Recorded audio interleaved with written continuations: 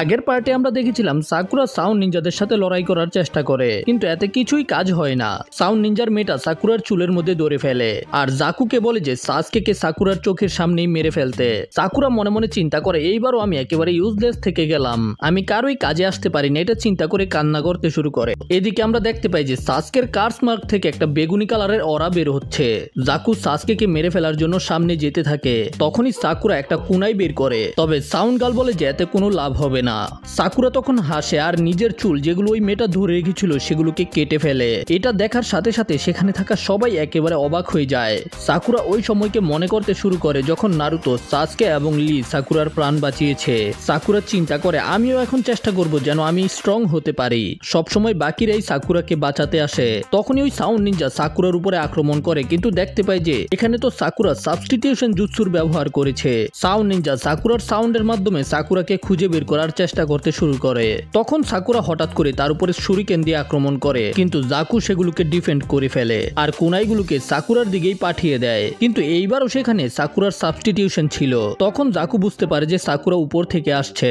জাকু তখন সাকুরার দিকে কুনাই ছুড়ে মারে আর আশেপাশে দেখতে শুরু করে যে সাকুরা আবারও সাবস্টিটিউশনের ব্যবহার করে কোথায় থেকে আসবে। কিন্তু যেটার উপরে জাকু কুনাই মেরেছে সেটাই হলো আসল সাকুরা। সাকুরা এতগুলো কুনাইয়ের অ্যাটাক খাওয়ার পরেও জাকুর হাতের মধ্যে কুনাই ঢুকিয়ে দেয় আর অন্য হাতের মধ্যে অনেক জোরে কামড় দেয়। জাকু তখন সাকুরার উপরে ঘুষি মারতে থাকে, কিন্তু সাকুরা জাকুকে একটুর জন্য ছাড়ে না। আর ইনো এটা দেখার পরে অনেক বেশি অবাক হয়ে যায়। ইনোর মনে পড়ে যখন ইনো সাকুরার সাথে প্রথম দেখা হয়েছিল তখন সাকুরা কান্না করছিল, কারণ সাকুরার কপাল বড় হওয়ার কারণে সবাই সাকুরাকে নিয়ে মজা করত। কিন্তু তারপরেও ইনো সাকুরার সাথে বন্ধুত্ব করে আর পরের দিন ইনো সাকুরাকে একটা হেয়ার ব্যান্ড গিফট করে আর সাকুরাকে বলে যে যতই সাকুরা নিজের কপালকে লুকানোর চেষ্টা করবে ততই লোকেরা সাকুরাকে চেতাইব। ইনোর মনে পড়ে যখন সাকুরা ইনোকে বলেছিল তখন সাকুরা এটাও বলেছিল যে সাসকে লম্বা চুল পছন্দ করে আর এই কারণে এখন সেও চুলকে লম্বা করবে। আর ইনো এটা দেখার পরে অনেক বেশি অবাক হয়ে যায়, কারণ সাকুরা নিজের লম্বা লম্বা চুলগুলোকে কেটে ফেলেছে। এখন জাকু সাকুরাকে দূরে ফেলে দেয়, কিন্তু তখনই টিমমেট সাকুরাকে বাঁচানোর জন্য জঙ্গল থেকে বেরিয়ে আসে। তখন আমাদের সাসকেকে দেখানো হয় সাসকে একটা স্বপ্ন দেখছিল, যেখানে সাসকে আরো একটা সাসকেকে দেখতে পায় যেটা বয়সে সাসকে থেকে ছোট ছিল।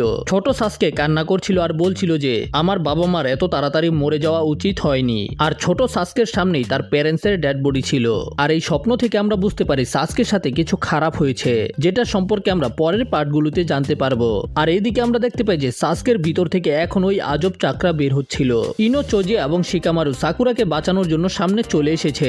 তখনই জাকু চোজিকে মোটা বলে আর চোজি এটা শোনার পরে অনেক বেশি রেগে যায়। আর শিকামারু নিজের মনে মনে চিন্তা করে এখন তোর কাম তামাম হয়ে যাবে, কারণ চোজি অনেক বেশি রেগে গেছে। জাকু বলে যে ওই মোটা পালা এখান থেকে। আর এটা শোনার পরে চোজি আরো বেশি রেগে যায়। চোজি বলে যে আমি মোটা না। এটা বলার পরে টিমমেট নিজেদের স্পেশাল ফরমেশনকে তৈরি করে। তখন চোজি এক্সপেনশন জুৎসুর ব্যবহার করে বেলুনের মতো ফুলে যায় আর তারপরে চোজি একটা ক্যানন বলের মতো হয়ে যায়। তারপরে চোজি বুলডোজারের মতো জাকুর দিকে যেতে শুরু করে আর জাকু নিজের আল্ট্রাসনিক ওয়েপের মাধ্যমে চোজিকে থামানোর চেষ্টা করে, কিন্তু চোজি হঠাৎ করে উপরে উঠে জাকুর উপরে পড়তে শুরু করে। কিন্তু তখনই সাউন্ড নিনজা জাকুকে বাঁচানোর জন্য যেতে শুরু করে, কিন্তু হঠাৎ করে থেমে যায় আর দেখতে পায় যে সে অলরেডি শিকামারুর শ্যাডো পজিশনিং জুৎসুর মধ্যে আটকে গেছে। আসলে এটা শিকামারুর ক্ল্যানের একটা স্পেশাল এবিলিটি। এটা একটা ক্যাকে গ্যানকাই, যেটার মাধ্যমে শিকামারু যে কারো শ্যাডোকে ধরে তাকে প্যারালাইজ করতে পারে। আর যে শিকামারুর পজিশনিং জুৎসুর মধ্যে আটকা পড়ে যাবে সে নড়াচড়া করতে পারবে না। আর আমরা দেখতে পাই যে এই নিনজা খুব আজব হয়ে দাঁড়িয়েছিল আর চোজির অ্যাটাককে ডজ করার চেষ্টা করতে করতে জাকুর অবস্থাও খারাপ হয়ে যায়। আর ইনো নিজের মাইন্ড ট্রান্সফার জুৎসুর ব্যবহার করে মেটার শরীরের ভিতরে ঢুকে যায় আর বলে যে যদি তারা দুইজনে এই মুহূর্তে না থেমে যায় তাহলে সে এই মেয়েটাকে এখনই মেরে ফেলবে। আর এটা শোনার পরে জাকু এবং ডোসু হাসতে শুরু করে দেয় আর সরাসরি ইনো মানে ওই মেয়েটার উপরে আক্রমণ করে দেয়, যে কারণে কিন এবং ইনো দুজনের বডি ইনজার হয়ে যায়। কিন নামের মেয়েটা জিজ্ঞাসা করে যে তোরা কেমন টিমমেট, তোরা টিমমেটের উপরে আক্রমণ করে দিছস। তখন ডোসু বলে যে এতে কিছুই যায় আসে না, আমাদের টার্গেট হলো শুধু সাসকে। আর যখন শিকামারুর শ্যাডো পজিশনিং জুৎসু উইক হয়ে যায় তখন সে বুঝতে পেরে যায় যে শিকামারুর শ্যাডো পজিশনিং জুৎসু শুধু 5 মিনিট টিকে থাকে। ঠিক ওই মুহূর্তে নেজি এবং টেন্টেনো লিকে খুঁজতে খুঁজতে সেখানে চলে আসে। আর যখন নেজি লিকে আহত দেখতে পায় তখন নেজি রেগে যায়, সাথে সাথেই নিজের বিয়াকুগানকে অ্যাক্টিভ করে ফেলে। বিয়াকুগান একটা স্পেশাল কেকে গ্যানকাই, যেটা দেখার পরে জাকু এবং ডোসু অনেক বেশি ভয় পেয়ে যায়। কিন্তু তারপরেও তারা নেজিকে ফাইট করার জন্য চ্যালেঞ্জ করে। নেজি তখন একটা চাকরা দেখতে পেয়ে বলে যে আমার এখন আর তোদের সাথে লড়াই করার দরকার নেই। এদিকে সাসকের বডিকে ডার্ক চাকরা একেবারে ঘিরে ফেলেছে। সাসকে নিজের স্বপ্নের ভিতরে দেখতে পায় ছোট সাসকে বলছে যে আমার কাছে পাওয়ার পাওয়ার ছিল না, এই কারণে আমার বাবা মাকে মরতে হয়েছে। আমি এদেরকে বাঁচাতে পারিনি, যদি আমার কাছে শক্তি থাকতো তাহলে আমি এদেরকে বাঁচাতে পারতাম। আর তখনই সাসকের জ্ঞান ফিরে আসে, কিন্তু সাসকের বডি এখনো ওই ডার্ক চাকরায় একেবারে কাবার করা ছিল। আর তার সাথে সাথে সাসকে অনেক আজব আচরণ করছিল, যেটা দেখার পরে সেখানে থাকা সবাই একেবারে অবাক হয়ে যায়। সাসকের শারিঙ্গান অ্যাক্টিভ হয়ে যায় আর কার্স মার্ক সাসকের পুরো বডির মধ্যে ছড়িয়েছিল। সাসকে সাকুরাকে বলে যে এখন আমি নিজের সম্পূর্ণ শক্তিকে অনুভব করতে পারছি, আর এই শক্তি সাসকেকে ওরোচিমারু দিয়েছে। সাসকে বলে যে এখন সে বুঝতে পেরেছে সে হলো একটা অ্যাভেঞ্জার, আর এখন সাসকেকে আরো বেশি শক্তিশালী হতে হবে। যদি এটার জন্য সাসকেকে শয়তানের সাথেও হাত মিলাতে হয় তাহলে সাসকে মিলাবে। ডোসু সাসকের কার্স মার্ক দেখার পরে অনেক বেশি অবাক হয়ে যায়। সাসকে প্রথমে সাকুরাকে জিজ্ঞাসা করে যে সাকুরার উপরে কে প্রথমে আঘাত করেছিল। তখন জাকু বলে যে হ্যাঁ আমি করেছি, তুই আমার এখন কি ছিড়বি। শিকামারু তখন ইনোকে নিজের বডিতে ফিরে আসতে বলে, আর চোজিকেও সাথে সাথে লুকিয়ে যেতে বলে। সাসকে অনেক বেশি রেগেছিল, যে কারণে সাসকের কার্স মার্ক আরো বাড়তে শুরু করে দেয়। ডোসু এটা দেখে অনেক বেশি ভয় পাচ্ছিল, কিন্তু জাকু নিজের সুপারসোনিক স্লাইসিং অ্যাটাক দিয়ে সাসকের উপরে অ্যাটাক করে। আর যখনই এই অ্যাটাক শেষ হয় তখন জাকু চিন্তা করে যে সাসকে তো এতক্ষণে টুকরা টুকরা হয়ে গেছে, কিন্তু সাসকে তো নিজের জায়গা থেকে গায়েব ছিল।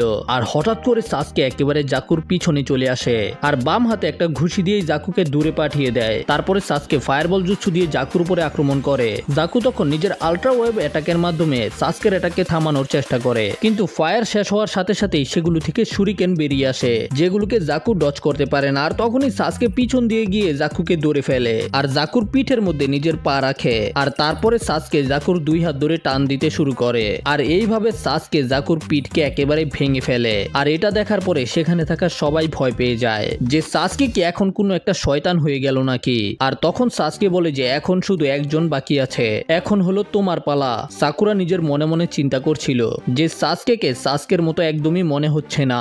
সাকুরা তখন দৌড়ে গিয়ে সাসকেকে পিছন থেকে জড়িয়ে ধরে আর সাসকেকে থামতে বলে। ঠিক এই মুহূর্তে সাসকের কার্স মার্ক আবারও নর্মাল হতে শুরু করে দেয়। ডোসু তখন নিজের স্ক্রোল সাসকেকে দিতে শুরু করে আর বলে যে সাসকে তুমি এখন যে অবস্থায় আছো আমি তোমাকে হারাতে পারবো না, কিন্তু আমি তোমাকে প্রমিস করছি যদি আমি আবারও সুযোগ পাই তোমার সাথে লড়াই করার জন্য তখন আমি পালিয়ে যাব না, কিন্তু এই মুহূর্তে আমার কিছু কনফার্ম করতে হবে। তখন সাকুরা ডোসুকে জিজ্ঞাসা করে যে এই ওরোচিমারুটা কে আর সে সাসকে থেকে কি চায়। এতে ডোসু বলে যে আমি জানি না, আমাকে শুধু অর্ডার দেওয়া হয়েছে। ডোসু চিন্তা করে যে ওরোচিমারু তাকে বলেছিল সাসকেকে প্রাণে মেরে ফেলতে, কিন্তু এই ওরোচিমারু আগেই সাসকের সাথে দেখা করে ফেলেছে এবং তার সাথে সাথে সাসকেকে কার্স মার্কও দিয়ে দিয়েছে। আর তারপরে সাউন্ড ভিলেজের টিম সেখান থেকে চলে যায়। নেজিও তখন সাসকেকে এই অবস্থায় দেখে অনেক বেশি অবাক ছিল। তখন নারুতোরও জ্ঞান ফিরে আসে। নারুতো এখনো সম্পূর্ণ ঠিক ছিল না, কিন্তু তারপরেও নারুতো সাকুরাকে বিয়ে করার স্বপ্ন দেখতাছিল। এদিকে সাসকে এই শক্তিকে ব্যবহার করার পরে অনেক বেশি চিন্তিত। তারপরে আমরা দেখতে পাই যে চোজি এবং শিকামারু মিলে নারুতোর জ্ঞান ফিরিয়ে আনে। আরে বেটা স্বপ্ন দেখা বন্ধ কর। সাকুরা সাসকের পাশে বসেছিল আর ইনো লিকে নিয়ে আসে। নারুতোর জ্ঞান ফিরে আসার পরে দেখতে পাই যে সাকুরার চুলগুলো ছোট ছোট, এই জন্য নারুতো তাড়াতাড়ি সাকুরার কাছে যায় আর জিজ্ঞাসা করে যে সাকুরার চুলগুলোর কি হয়েছে। তখন সাকুরা বলে যে আমি একটা নতুন স্টাইল করার জন্য এরকম করেছি। সাকুরা বলে যে শিকামারু এবং বাকিরা ওদেরকে সাহায্য করার জন্য এখানে এসেছে। আর টেনটেন সেখানে এসে রকলির উপরে রাগ দেখাতে শুরু করে যে রকলি কি চিন্তা করে একাই সাউন্ড নিনজাদের সাথে লড়াই করার চেষ্টা করেছিল। রকলি তখন বলে যে কারণ আমার সাকুরা বিপদে ছিল। তখন সাকুরা রকলিকে নিজের মন থেকে ধন্যবাদ বলে। প্রথমে সাকুরা রকলিকে ভালো লাগতো না, কিন্তু এখন সাকুরা রকলিকে ভালো লাগতে শুরু করেছে। এটা শোনার পরে রকলি কান্না করতে শুরু করে, না না সাকুরা আমি এত বেশি স্ট্রংও না, পরের বার আমি আরো বেশি শক্তিশালী হয়ে দেখাবো। সাসকে অবাক হয়ে যায় যে রকলির এই অবস্থা করে দিয়েছে ওই সাউন্ড নিনজারা কি আসলেই এত বেশি স্ট্রং ছিল।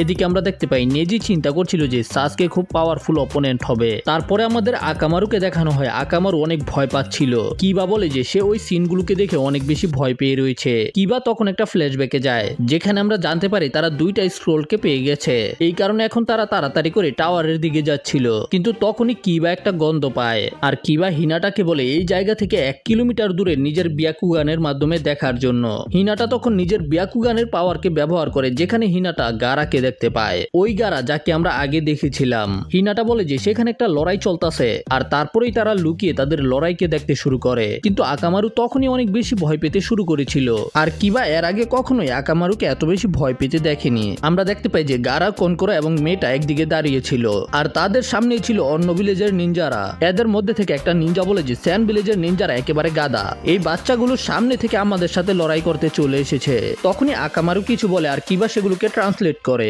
আকামারুর হিসাবে এই যে সামনে নিনজাগুলো আছে তারা এখন অনেক বড় বিপদে আছে।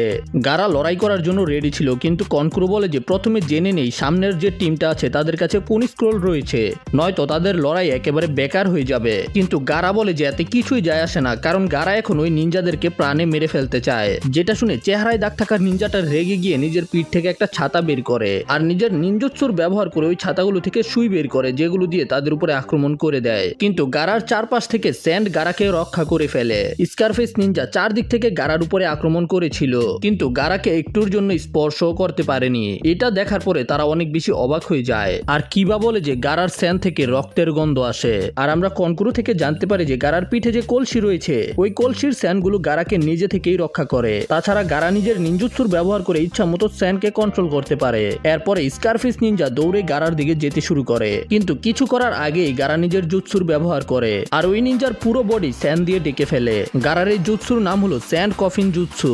আর তারপরে গারা নিজের স্যান্ড কফিনকে ক্রাশ করে দেয়, এতে ভিতরে থাকা নিনজাটাও ক্রাশ হয়ে যায়, মানে তাকে প্রাণে মেরে ফেলে। এরপরে গারা বাকি দুইজনকেও স্যান্ড কফিনের ভিতরে আটকে ফেলে। আর এটা দেখার পরে কিবা, হিনাটা এবং শিনো সেখান থেকে পালিয়ে যায়। কনকরো দেখতে পায় যে অপোনেন্ট টিমের কাছে ওই স্ক্রোল ছিল যেটা ওদের দরকার, তার মানে ওরা এখন নিজেদের এক্সাম কমপ্লিট করতে পারবে। কিন্তু গারা বলে যে গারা এখনো আরো অনেককে মারতে চায়, কারণ হলো গারার খুন করার পিপাসা এখনো শান্ত হয়নি। তারপরে টামারি এবং কনকরোর বোঝানোর কারণে গারা শান্ত হয়ে যায়। আসলে গারার শক্তির কারণেই আকামারু এত বেশি ভয় পেয়েছিল।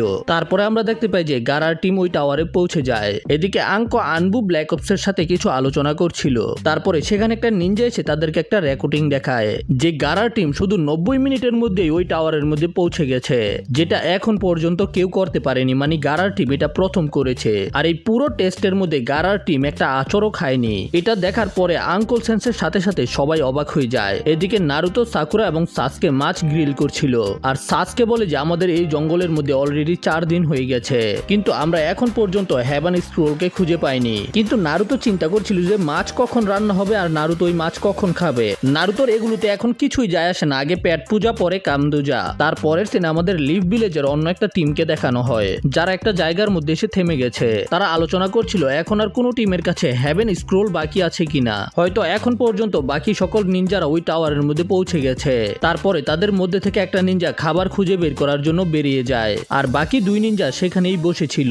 এদিকে সাসকে সাকুরাকে বলে তাদের যত তাড়াতাড়ি সম্ভব ওই স্ক্রোলকে খুঁজে বের করতে হবে, নয়তো তারা হেরে যাবে। আর এখন তো টেস্ট শেষ হতে মাত্র 24 ঘন্টা বাকি আছে।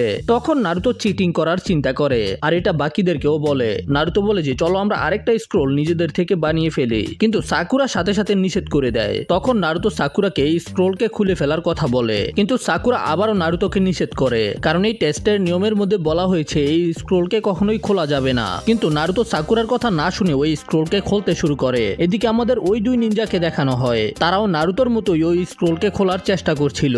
আর যখনই সে ওই স্ক্রোলটাকে খুলে ফেলে তখনই সে অনেক জোরে চিল্লান দেয়। তাদের অন্য টিমমেটও সেখানে চলে আসে আর দেখতে পায় যে ওর 2 টিমমেটই অজ্ঞান হয়ে পড়ে রয়েছে আর ওদের স্ক্রোল খোলা ছিল। এদিকে নারুতো এই স্ক্রোলকে খুলবেই, কিন্তু তখনই কাবুটো সেখানে চলে আসে। তখন সাসকেও সেখানে চলে আসে। সাসকের মনে হয় যে কাবুটো ওদের স্ক্রোল নিয়ে যাওয়ার জন্য এসেছে, কিন্তু কাবুটো তো নারুতোর উপরে রেগে যায় কেন নারুতো স্ক্রোলকে খোলার চেষ্টা করছিল। কাবুটো বলে যে এই স্ক্রোলের ভিতরে একটা জ্ঞানজুৎসু লেখা আছে, যেটাকে দেখার সাথে সাথেই নিনজারা অজ্ঞান হয়ে যাবে আর একেবারে পরীক্ষা শেষ হওয়ার পরেই তোমাদের জ্ঞান ফিরে আসবে। কাবুটো টিম অলরেডি 2টা স্ক্রোল পেয়ে গেছে আর এখন কাবুটো নিজের টিমমেটের অপেক্ষা করছে। কাবুটো যেতে শুরু করে, কিন্তু তখনই সাসকে কাবুটোকে থামিয়ে দেয়। সাসকে কাবুটোকে চ্যালেঞ্জ করে হেভেন স্ক্রোলের জন্য, কিন্তু সাকুরা এবং নারুতো ওকে নিষেধ করে। আর কাবুটো বলে যে কাবুটো লড়াই তো করবে না, কিন্তু স্ক্রোলকে খুঁজে বের করার জন্য ওদেরকে সাহায্য করতে পারবে। তারপরে ওরা 4 জন মিলে অন্য একটা টিমকে খুঁজতে শুরু করে যাদের কাছে আরেকটা স্ক্রোল রয়েছে। আর ওরা ধীরে ধীরে টাওয়ারের দিকেই যাচ্ছিল, কারণ কাবুটোর হিসেবে বাকি সকল টিমেরা টাওয়ারের আশেপাশেই থাকবে, এতে তারা সুযোগ পাবে যে কোনো একটা টিমের সাথে লড়াই করে তাদের স্ক্রোলকে ছিনিয়ে আনার। কিন্তু তারা একা না যে এটা চিন্তা করছে, অন্য টিমেরাও হয়তো এটাই চিন্তা করছে আর তারা লুকিয়ে রয়েছে। কাবুটো বলে যে তাদের জন্য সবচেয়ে বড় সমস্যা হবে কালেক্টার্সরা। তারা এমন নিনজা যারা স্ক্রোলকে কালেক্ট করে নিজেদের গ্রামের নিনজাদেরকে জিতানোর জন্য। তাদের কাছে অনেক লক্ষ্য থাকতে পারে যেটার সম্পর্কে আমরা নিশ্চিতভাবে জানি না, আর কাবুটোর হিসেবে তাদের জন্য এটাই হলো সবচেয়ে বড় বিপদ। কাবুটো টিম 7কে নিয়ে টাওয়ারের আশেপাশে চলে আসে। তখনই তারা সবাই নিজেদের পিছনে কিছু ফিল করতে পারে। নারুতোর সাথে সাথে একটা কুনাই বের করে আর সেটাকে সেদিকে ছুঁড়ে মারে, আর দেখতে পায় যে তাদের পিছনে অনেক বড় একটা চেলা ছিল। তারপর ওরা ধীরে ধীরে টাওয়ারের দিকে যেতে শুরু করে, কিন্তু রাস্তায় অনেকগুলো ফাঁদ পাতা ছিল। তখন নারুতো গাদা ভুল করে একটা ফাঁদের মধ্যে মধ্যে পা রেখে দেয়, যে কারণে অনেকগুলো কুনাই নারুতোর দিকে আসতে শুরু করে, কিন্তু কাবুটো নারুতোকে বাঁচিয়ে ফেলে। এতে কাবুটোর উপরেই কুনাই লেগে যায় আর কাবুটো আহত হয়ে যায়। কিন্তু পরে আমরা দেখতে পাই এটা কাবুটোর সাবস্টিটিউশন জুৎসু ছিল, আর আসল যে কাবুটো সে এখনো ঠিকঠাক আছে। আর আমরা দেখতে পাই যে সাকুরা অলরেডি ক্লান্ত হয়ে গেছে। সাকুরা বলে যে আমরা কখন থেকে হাঁটছি কিন্তু টাওয়ার এখনো দূরে রয়েছে। তখন কাবুটো বলে যে হয়তো কোনো টিম তাদেরকে বোকা বানাচ্ছে। আর কাবুটো তখন বুঝতে পারে যে তারা সেখানেই পৌঁছে গেছে যেখানে ওই জায়ান্ট সেন্টিপিডটা ছিল। এই জন্য কাবুটো বলে যে হয়তো কেউ আমাদের উপরে জ্ঞানজুৎসু অথবা ইলিউশন জুৎসুর ব্যবহার করেছে। তখনই গাছের উপরে তারা একটা ট্রান্সপারেন্ট নিনজাকে দেখতে পায়, আর ধীরে ধীরে সেখানে আরো অনেকগুলো নিনজা বেরিয়ে আসে। আর সবগুলো নিনজা মিলে কাবুটো এবং টিম 7কে ঘিরে ফেলে। সবগুলো নিনজা মিলে তাদের সামনে এগিয়ে যেতে শুরু করে। আর আমরা দেখতে পাই যে দূর থেকে কিছু নিনজা এদেরকে লুকিয়ে দেখছিল। এটা ওই নিনজাটাই ছিল যে নারুতোর রূপ নিয়ে সাসকের সাথে লড়াই করেছিল। আর এই সবগুলো ব্ল্যাক নিনজা তার ক্লোন ছিল। কাবুটো সাসকেরে বলে হয়তো তারা আমাদেরকে ক্লান্ত করতে চায়, আর যখন আমরা ক্লান্ত হয়ে যাব তখন তারা আমাদের উপরে আক্রমণ করবে আর স্ক্রোলকে ছিনিয়ে নিবে। আর তার মনে হয় যে তাদের উপরে চারদিক থেকে হামলা করা হবে। তখনই এক এক করে ব্ল্যাক নিনজাগুলো তাদের উপরে আক্রমণ করতে শুরু করে। নারুতো সেগুলো থেকে একটা নিনজাকে ঘুষি মেরে, কিন্তু ওই ঘুষি ওই নিনজার আরপার হয়ে চলে যায়। যেমন ওই নিনজাটা মাটি এবং পানি দিয়ে তৈরি ছিল, আসলে এটা কোনো ক্লোন না, এক ধরনের ইলিউশন ছিল। আর এই ইলিউশনকে গাছের পিছনে লুকিয়ে থাকা 3জন নিনজা কন্ট্রোল করছে। আর কাবুটো এটা বুঝতে পারার পরে টিম 7কে এই সম্পর্কে বলে দেয়। টিম 7 অনেক ক্লান্ত ছিল, কিন্তু তারপরেও নারুতো শ্যাডো ক্লোন জুৎসুর ব্যবহার করতে শুরু করে। কাবুটো আর সাসকে তখন নারুতোকে এটা করতে নিষেধ করে, কারণ শ্যাডো ক্লোন জুৎসু ব্যবহার করলে অনেক বেশি চাকরার ব্যবহার হয়ে যায়। আর যদি নারুতো এখনই ক্লান্ত হয়ে যায় তাহলে তাদের আরো বড় সমস্যার তৈরি হয়ে যাবে। কিন্তু তারপরেও নারুতো নিজের শ্যাডো ক্লোন জুৎসুর ব্যবহার করে নিনজাদের সাথে লড়াই করতে শুরু করে। নারুতোর চাকরা কম ছিল, কিন্তু তারপরেও নারুতো থামে না। আর নারুতোকে এমন করতে দেখে বাকিদের মধ্যেও জোশ চলে আসে। এখন ওই নিনজাদের সাথে লড়াই করতে করতে সকাল হয়ে যায়, আর তারা চারজনেই অনেক বেশি ক্লান্ত হয়ে গেছে। তারা লড়াই করার কন্ডিশনে ছিল না, আর ওই নিনজারা তাদেরকে মেরে ফেলার জন্য সেখানে আরো অনেকগুলো ক্লোন বেরিয়ে আসে। আর নারুতো একটা স্মাইল করে, কারণ হলো ওরা চারজন যে শত্রুদের সাথে লড়াই করছে এদের মধ্যে থেকে একজন হলো নারুতো, আর বাকি 3টা হলো নারুতোর শ্যাডো ক্লোন। আর আসল সাসকে, সাকুরা এবং কাবুটো আসলে জঙ্গলের পিছনে লুকিয়ে ছিল। আর তখনই আমাদের একটা ফ্ল্যাশব্যাক দেখানো হয় যেখানে ওই নিনজারা এদের চারজনের উপরে আক্রমণ করছিল।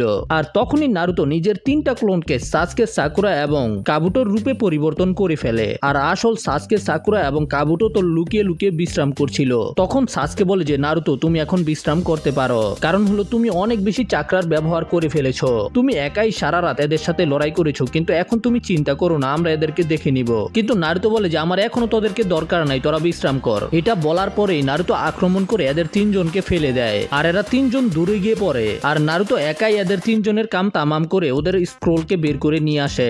সাসকে চিন্তা করে এটা কি ওই নারুতো? নারুতো এত ভালো লড়াই করতে কবে শিখে গেল? আর তখনই ওই নিনজাগুলো আবার উঠে যায় আর নিজেদের ক্লোন জুৎসুর ব্যবহার করে। এতে সেখানে অনেকগুলো ক্লোন চলে আসে, কিন্তু নারুতো ভয় পায় না। যদিও নারুতোর কাছে এখন চাকরা ছিল না, তারপরেও নারুতো একাই এদের সাথে লড়াই করতে শুরু করে। আর নারুতোকে লড়াই করতে দেখে কাবুটো নারুতোকে সাহায্য করতে চলে আসে। সাসকেও তখন লড়াই করতে যেতে চায়, কিন্তু সাসকের কার্স মার্কের মধ্যে অনেক বেশি ব্যথা শুরু হয়ে যায়। তখন সাসকে অনেক কষ্ট করে নিজের শারিঙ্গানের ব্যবহার করে আর আসল 3টা নিনজাকে খুঁজে বের করে ফেলে। কিন্তু সাসকের কিছু বলার আগে নারুতো একাই ওই 3 নিনজাকে একটা কিক করে দূরে ফেলে দেয়। আর এতেই তাদের বাকি সকল ক্লোনগুলো গায়েব হয়ে যায়। আর তারপর এরা 4জন টাওয়ারের কাছে পৌঁছে যায়। আর কাবুটোর টিমমেটরাও সেখানে কাবুটোর জন্যই অপেক্ষা করছিল। কাবুটোর টিম অন্য একটা দরজা দিয়ে ঢুকবে আর নারুতোর টিম এখানে থাকা দরজাটা দিয়ে ঢুকবে। তবে যাওয়ার আগে নারুতো কাবুটোকে ধন্যবাদ বলে ওদেরকে সাহায্য করার জন্য। আর কাবুটো ওদের 3জনকে বেস্ট অফ লাক বলে, আর তারা যার যার মতো নিজেদের গেট দিয়ে টাওয়ারের ভিতরে ঢুকে যায়। কিন্তু তখনই আমরা দেখতে পাই যে কাবুটো রুমের মধ্যে এখানে আগে থেকেই কেউ ছিল, যেটা হলো অরোচিমারু। আর আমরা জানতে পারি যে কাবুটো হলো অরুচিমারুর একটা গুপ্তচর। আর কাবুটো যে তথ্যগুলোকে সংগ্রহ করেছে সেগুলোকে অরুচিমারুকে দিয়ে দেয়। অরুচিমারু বলে যে তুমি তো অনেক ভালো কাজ করেছো, কিন্তু আমাকে এটা বলো যে সাসকের অবস্থা কেমন? লর্ড অরুচিমারু, যখন আমি সাসকের গলার মধ্যে ওই চিহ্নকে দেখেছিলাম তখনই আমি বুঝতে পেরে গেছি এটা আপনারই কাজ। তাহলে কি সে আপনার জন্য রেডি হয়ে গেছে? রেডি হয়ে গেছে মানে অরুচিমারু কি সাসকেকে পছন্দ করে নাকি বিয়ে করতে চায়? অরুচিমারু বলে যে না না, এখনো না, আমি শুধু সাসকেকে একটু পরীক্ষা করতে চেয়েছিলাম। আরে ভাই, এখানে কি আলোচনা চলতেছে? এই বুড়া বেটায় সাসকেরে দিয়ে কি করব? যাই হোক, তারপরেই অরুচিমারু সেখান থেকে গায়েব হয়ে যায়। এরপরে টিম 7 একটা হলের মধ্যে চলে আসে, কিন্তু দেখতে পাই যে হল তো একেবারে খালি ছিল। তবে এদের সামনে একটা বোর্ড ছিল যেখানে কিছু লেখা ছিল, যদি তোমাদের মধ্যে হ্যাভেন না থাকে তাহলে নিজেদের বুদ্ধির ব্যবহার করো, আর যদি আর্থ না থাকে তাহলে নিজেদেরকে রেডি করো। আর যখন হ্যাভেন এবং আর্থ একসাথে হবে তখনই আসল রাস্তা খুলবে। কিন্তু নারুতোর তো এই সবকিছু মাথার উপর দিয়ে যায়। তখন সাকুরা বলে যে আমার মনে হয় যে এখন আমাদের এই দুই স্ক্রোলকে খুলে দেখতে হবে। তখনই ওরা দুজনে ওই স্ক্রোলকে খুলতে শুরু করে, কিন্তু ওরা এখন অনেক বেশি ভয় পাচ্ছিল যে স্ক্রোল খোলার পরে কি হবে। তো বন্ধুরা, এটাই ছিল আজকের ভিডিও। যদি ভিডিও ভালো লেগে থাকে তাহলে লাইক করো, আর আমাকে সাপোর্ট করার জন্য চ্যানেলকে সাবস্ক্রাইব করো। দেখা হবে পরের ভিডিওতে, সে পর্যন্ত টাটা, বাই বাই।